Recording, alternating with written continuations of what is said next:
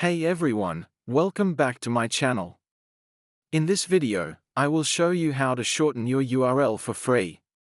As you can see, I have already opened the Amazon website.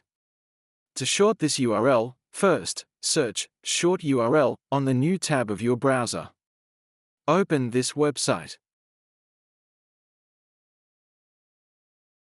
Copy your website URL and paste it here.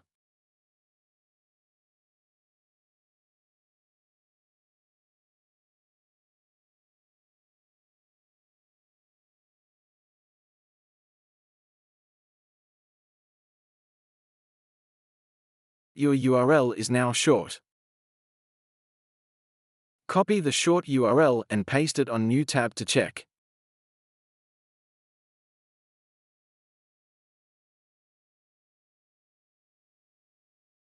And that's it.